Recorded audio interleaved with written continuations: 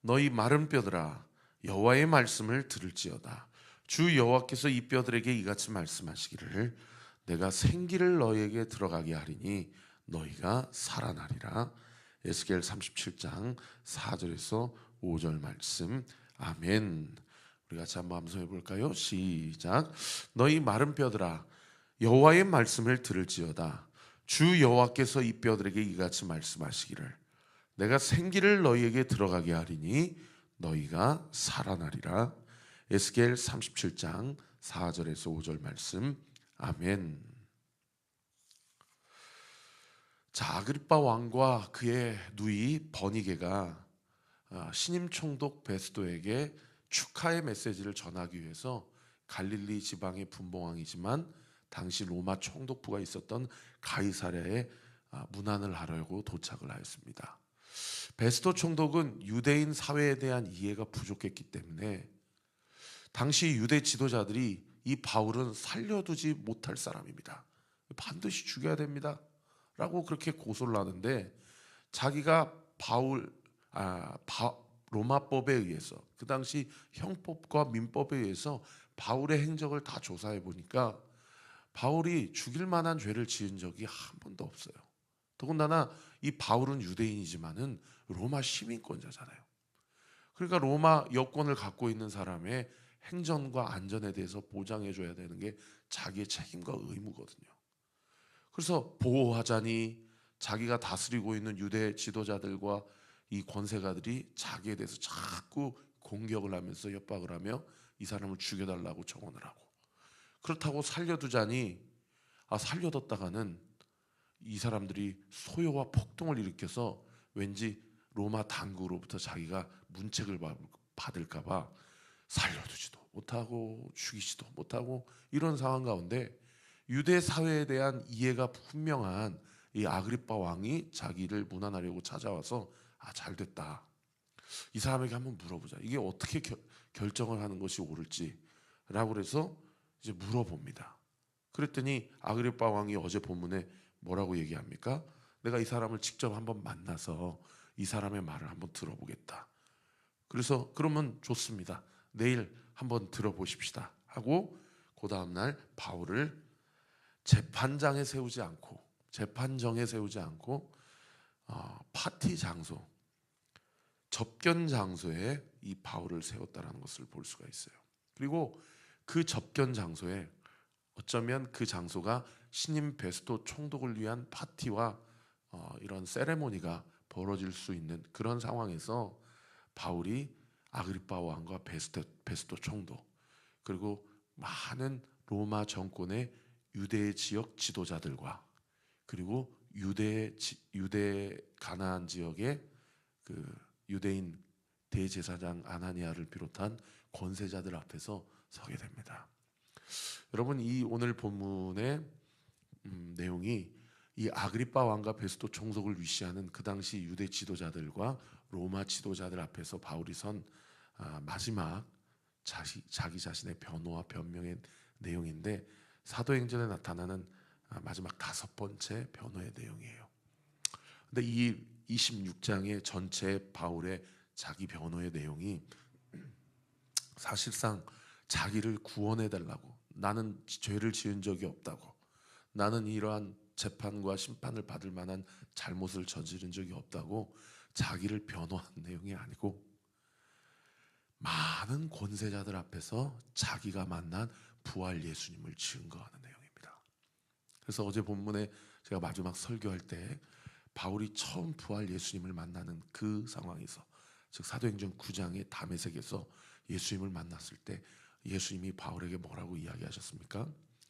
사도행전 9장 15절에 네가 많은 이방인들과 유대인들과 권세자들 앞에서 나를 증언하는 너는 나의 택한 그릇으로 쓰임받게 될 것이다 라는 예수님의 소명의 그 부르심에 대한 확정이 이루어진, 그 예언이 성취된 상황이라고 볼 수가 있는 것이죠. 여러분, 오늘 본문 1절에 보시면은 아그리빠가 바울에게 이르되 너를 위하여 말하기를 내가 내게 허락하노라 라고 아그리빠가 바울에게 발언권을 주어 쥐어줍니다. 이때 바울이 말하기 전에 먼저 행했던 액션이 있는데 그게 1절 하반절에 뭐라고 기록되어 있습니까? 바울이 손을 들어 변명하되라고 기록하고 있어요. 여기 손을 들었다라는 이 동사가 액테이노라는 헬라어 동사인데, 이 액테이노라는 헬라어 동사는 신약 성경에 누구에 대해서 쓸 수 있는 단어였냐면 사복음서에 예수님만 쓸 수 있었던 동사입니다. 이 액테이노라는 단어가 여러 가지로 번역이 되는데 뻗치다, 붙잡다, 고치다, 지적하다, 알리다 이런 단어예요. 뻗치다라는 게 뭐냐면 죄인을 향해서 손을 들었을 때 이 액테이노라는 단어를 씁니다. 붙잡다라는 단어는 병자를 향해서 그 병자에게 손을 얹었을 때 쓰이는 단어가 액테이노예요. 고치다도 마찬가지고 지적하다도 사람에 대해서, 죄인에 대해서 죄를 드러내실 때 쓰는 단어고요. 알리다라는 단어는 십자가를 통해 자기 자신을 드러내다 할 때 썼던 단어가 이 액테이노예요. 그러니까 이 단어는 상당히 신성의 어떤 성격을 포함하고 있는 단어예요. 하나님에게만, 예수님에게만, 메시아에게만 쓰는 단어예요. 근데 이 단어를 세상의 사도행전에서 누가가 바울에게 씁니다. 여러분, 이 바울이 자기 어떤 개인적인 상황으로 지금 이 변호의 현장에 섰던 것이 아니라 그의 안에 예수 그리스도께서 그의 몸과 그의 표정과 그의 입술과 그의 삶을 통해서 당시 타락한 유대 지도자들에게, 그리고 세속 권세자들에게 예수님이 곧 하나님이심을 바울의 몸과 입술을 도구 삼으셔서 세상 사람들에게 분명하게 나타내고 증언하고 있는 그런 현장이라는 것을 볼 수가 있죠. 사랑하는 성도 여러분, 오늘 큐티 본문을 통해서 우리가 첫 번째 깨달을 수 있는 것은 그렇게 바울을 쓰신 예수님이 오늘 우리에게 하루를 허락하신 나의 하나님, 나의 퀴리오스, 나의 주인이시라는 겁니다. 오늘 내가 만나는 모든 사람들에게 나는 나 개인적인 삶을 통해서 그들에게 만나고 그들의 삶과 접촉되고 그들의 삶을 향해 손을 뻗치는 삶이 아니라 주께서 우리를 통해서 우리 남편에게 말하게 하시고 자녀들에게 말하게 하시고 부모에게 말하게 하시고 내 직장 동료에게, 내 학교의 선생님들과 친구들에게 나를 통해서 말하게 하시는 거룩한 축복의 통로요, 복음 전도의 통로로 하나님이 우리의 인생을 구별하시고 구원하시고 살리시고 하나님 백성 자녀 삼으셨다라는 거예요. 여러분, 이 진리의 말씀을 믿으시기를 우리 구주 예수 그리스도 이름으로 축원합니다. 이번 한 주도 제가 신방하면서 우리 교회 성도님들에게 삶이 너무 버거워서 뭐 하나 좀 부탁드리려고 했는데 이게 말도 못 꺼냈어요. 지금은 살아주는 게 감사하구나. 그래서 말도 못 꺼내고 더 기도해야 되겠다, 저분을 위해서. 그리고 등을 돌리고 새벽에 하나님 앞에 기도하는데 제 마음에 안타까움이 있어요. 사랑하는 성도 여러분, 우리의 삶이 자신의 스케줄 하나 버겁게 버티는 인생이 아닙니다. 하나님은 우리를 구원하신 것이 단순히 죽으면 천국 가라고 우리를 구원하신 것이 아니에요.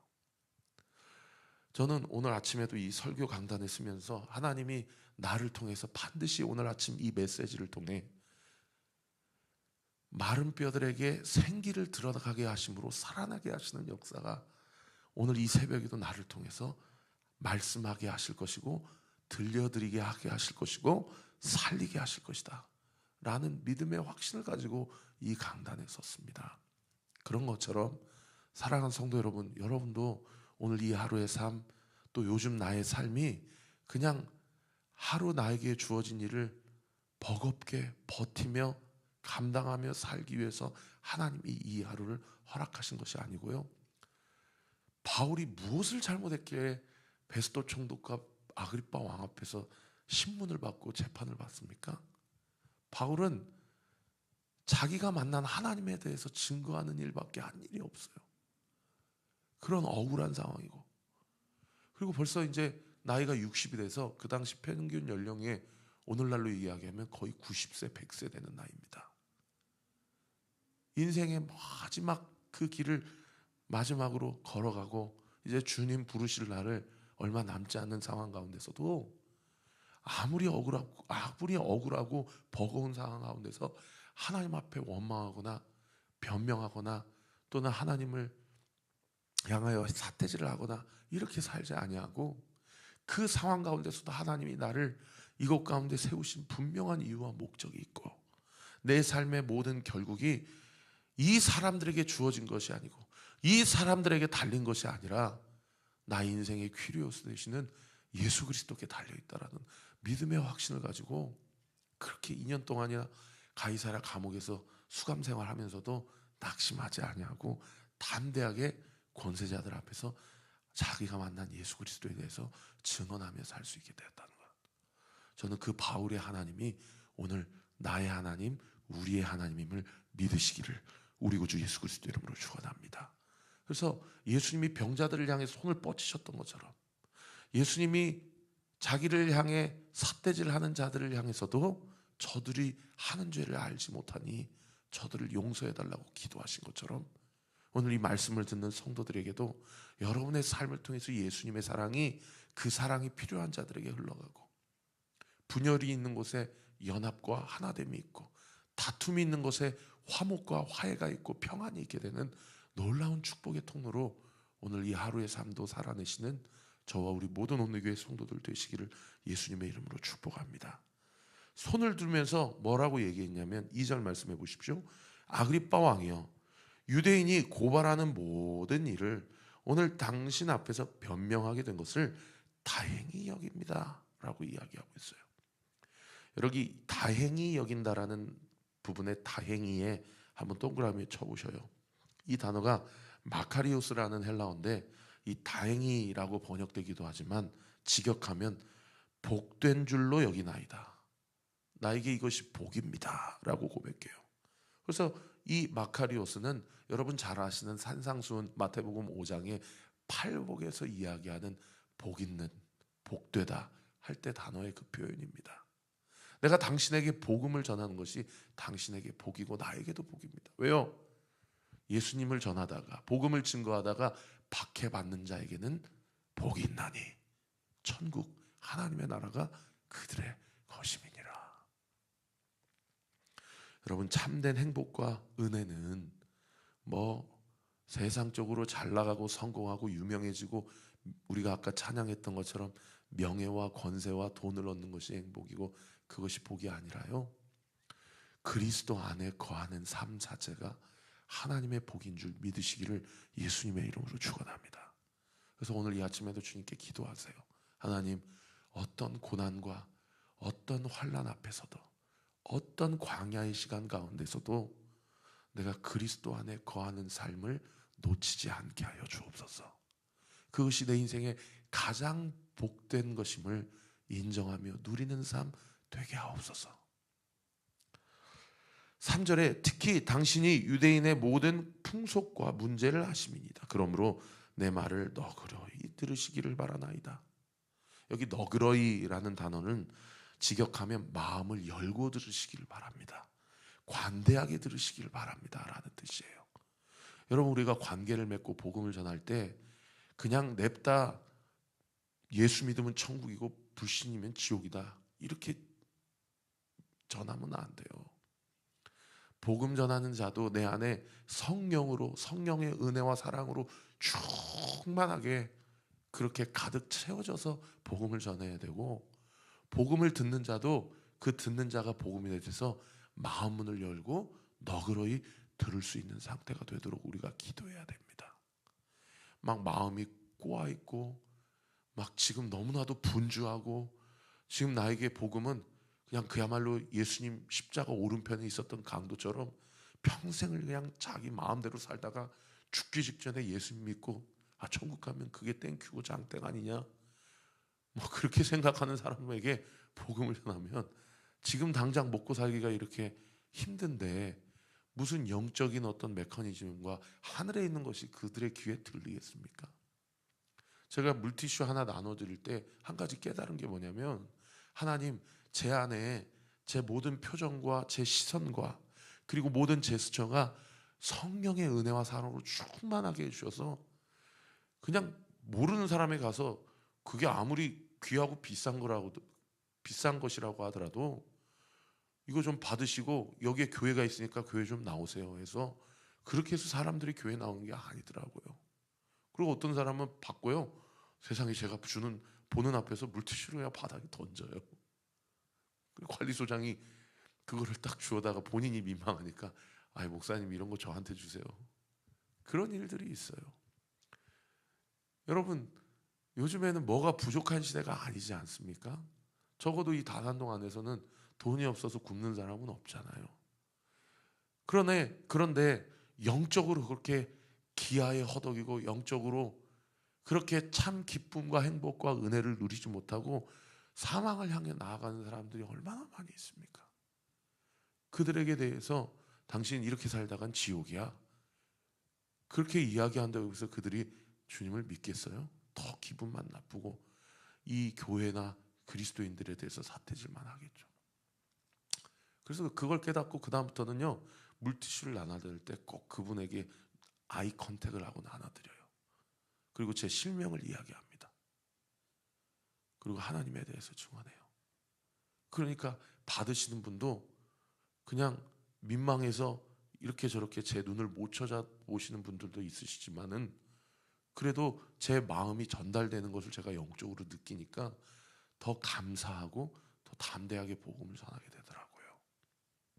받으시는 분도 마음이 열려야 되고 전하는 이도 그 마음 가운데 마음이 열리고 그 성령의 은혜와 사랑으로 풍성하게 될 때에 그때 영적인 교감이 일어나고 그 짧은 찰나에 그분에게 예수님에 대한 이미지, 교회에 대한 이미지, 목사에 대한 이미지, 성도에 대한 이미지가 성령께서 그에게 온전한 사랑과 이 세상에서 느껴볼 수 없는 그 인격적인 따스함을 통해서 그에게 예수님이 누구신지를 온전히 흘러가게 된다고 믿고 전하니까 저는 하나님께서 제 마음을 받아주신다고 믿어요.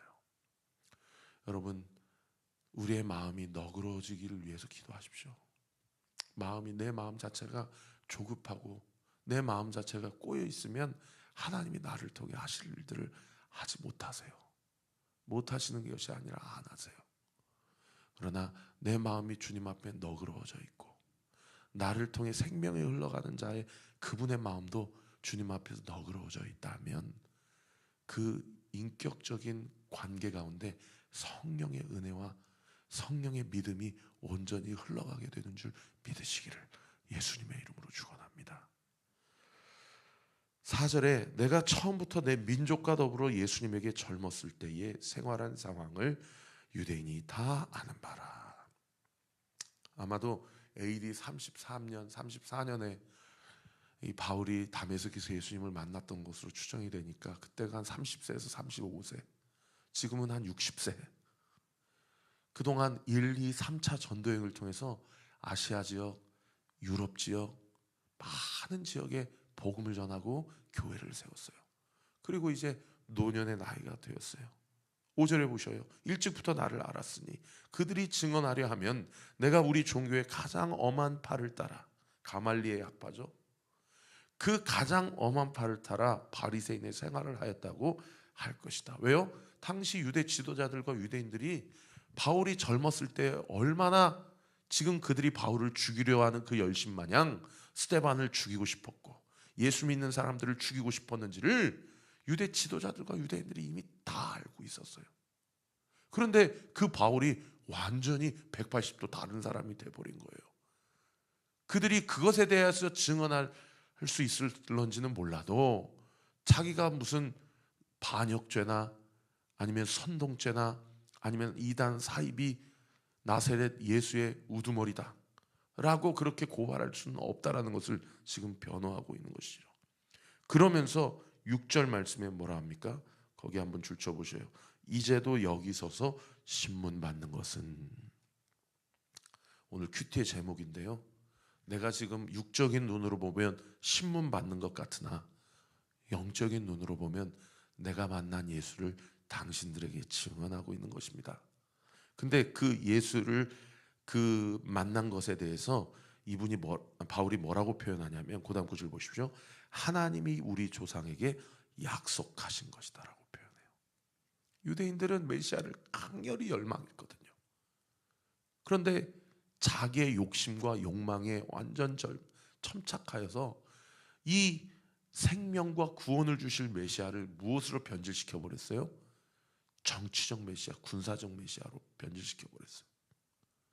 여러분, 우리가 아무리 교회를 열심히 다니고 우리가 아무리 말씀을 열심히 들어도 내가 말씀을 기준으로 신앙생활을 하지 아니하면 생명이 선포돼도 그 생명이 우리 안에서 작동될 수가 없어요. 그리고 자기가 원하는 대로, 자기가 바라는 대로 해석하고 그렇게 신앙생활 하도록 변질되고 완전히 타락하게 되는 경우가 우리 안에도 얼마든지 있을 수 있다는 사실을 두렵고 떨린 마음으로 받아야 됩니다. 그리고 이 조상에게 약속하신 것을 7절에는 뭐라고 표현하냐면 섬김과 소망이라고 표현을 합니다. 7절에 보십시오. 이 약속은 우리 12지파가 밤낮으로 간절히 하나님을 받들어 섬김으로 얻기를 바라는 바인데, 이게 뭐예요? 예수 그리스도죠. 그런데 아그리파 왕이요, 이 소망 동그라미, 이 소망, 이 예수 그리스도로 말미암아 내가 유대인들에게 고소를 당하는 것입니다. 아그리파 왕도 유대인이었기 때문에 당신도 예수가 필요해요. 당신도 예수를 만나야 됩니다. 예수님을 만나면 적어도 나도 예수님 만나기 이전에 내 힘 가지고 내 열심과 내 열정과 내 경험과 내 능력으로 아둥바둥 살아보려고 했던 나의 인생이 예수님께서 나에게 오심으로 말미암아 이제는 나의 열정, 나의 힘, 내 경력, 내 힘으로 살아가는 인생이 아니라 주께서 나를 통해서 살게 하시는 삶으로 살아낼 수 있다라고 담대하게 자기가 만난 예수님의 생명과 소망을 전달하고 있는 것을 볼 수가 있습니다. 말씀을 정리하겠습니다. 사랑하는 성도 여러분, 오늘 첫 번째, 나의 삶이 예수님의 삶, 나의 손이 예수님의 손임을 믿고 액테이노, 예수님께서 내 삶을 통해서 온전히 일하시도록, 아무리 버티고 있고 아무리 지금 삶 가운데 버겁게 삶을 살아가는 한이 있더라도 여러분, 영적인 온유와 여유를 가지고 주님 앞에서 오늘 이 하루에 하나님께서 나를 통해 하게 하시는 말, 하나님께서 나를 통해 살게 하시는 삶, 그 삶을 통해 내가 이뤄가는 삶이 아니라 주께서 나를 통해 이뤄가는 삶이 되어질 수 있도록 오늘 이 아침에도 하나님께 내 지성과 이성과 감정을 온전히 의탁하고 하나님의 뜻을 살아내는 저와 우리 모든 온리교회 성도들 되시기를 예수님의 이름으로 축원합니다. 그런가 하면 마지막 두 번째로 내 마음이 너그러워지기를 위해 기도하십시오. 그리고 내가 만나는 모든 자들의 마음이 너그러워지고 온유한 마음으로 나를 대하고 내가 그를 대할 수 있도록 우리의 가정 가운데, 내 직장과 학교 가운데, 우리 교회 안에 이 은혜가 풍성하여서 우리가 의를 위하여 박해를 받음으로 하나님의 복을 받는 저와 우리 모든 온누교회 성도들 되시기를 우리 구주 예수 그리스도 이름으로 축원합니다. 기도하겠습니다. 아버지 하나님, 감사합니다. 오늘도 주님 앞에 주의 말씀을 듣고 기도하기를 원합니다. 오늘 이 현장에서 예배드리는 성도들, 또 골방에서 오늘 유튜브를 켜고 예배드리는 성도들 동일하게 우리에게 찾아와 주시고 우리에게 당신의 마음을 들려주시고 주의 은혜를 온전히 부어주심에 감사와 영광 올려드립니다. 아무리 억울하고 아무리 절망적인 상황 가운데 있더라도 그럴수록 더욱더 내 감정과 내 생각을 상황에 함몰시키지 아니하고 더욱 주님의 말씀을 붙들고 더욱 예수 그리스도의 은혜를 사모하며 나에게 주어진 상황을 해석하고 나에게 주어진 모든 사명을 감당하게 될 때에 우리의 마음 가운데 너그러운 마음을 허락하시고 나의 삶을 통해 더 이상 나의 삶이 나만의 삶이 아닌 예수 그리스도의 삶임을 고백하며 누리며 인정하며 주의 인도하심을 받는 저와 우리 모든 온누리교회 성도들 되게 하여 주옵소서. 오늘 이 아침에도 주님보다 더 귀한 것 없습니다. 주님, 나를 통해 일하여 주시옵소서. 나를 살려주시고 나로 사명 감당하는 자로 나를 인쳐 주옵소서. 고백하며 간구하며 지혜가 필요한 자들에게 지혜를 꾸짖지 아니하시고 후히 주시겠다. 영적 분별력이 필요한 자들에게 그 분별력을 주시겠다. 사망이나 생명이나 권세자들이나 천사들이나 능력이나 높음이나 다른 어떤 피조물이라도 너를 향한 나의 사랑 끊을 수 없느니라 말씀하신 그 사랑에 온전히 힘입어 그저 버텨내는 삶, 그저 서 있기에 막 급급한 삶이 아니라 하나님의 뜻을 분명히 알고 성령의 충만함을 받아 하나님의 뜻을 온전히 이루어내는 저와 우리 모든 온누리교회 성도들 되게 하여 주옵소서. 오늘 이 아침에 기도의 지경이 넓혀지기를 원합니다. 기도의 문이 열리기를 원합니다. 하나님 앞에 기도함으로 하나님의 응답의 역사를 경험하기를 원합니다. 예수님의 이름으로 기도합니다. 아멘. 지금은 우리 구주 예수 그리스도의 은혜와 하나님의 사랑과 성령 하나님의 위로교통 충만하심이 주신 말씀 붙잡고 오늘 하루도 주님과 동행하며 특별히 목요 찬양 집회 오늘부터 시작되는 로마서 강해를 통하여 더욱 하나님의 사랑을 분명하게 발견하고 주님의 뜻대로 살기로 결단하는 우리 사랑하는 온누리교회 모든 성도들 머리 위에 지금부터 영원토록 함께 하시기를 간절히 축원하옵나이다. 아멘.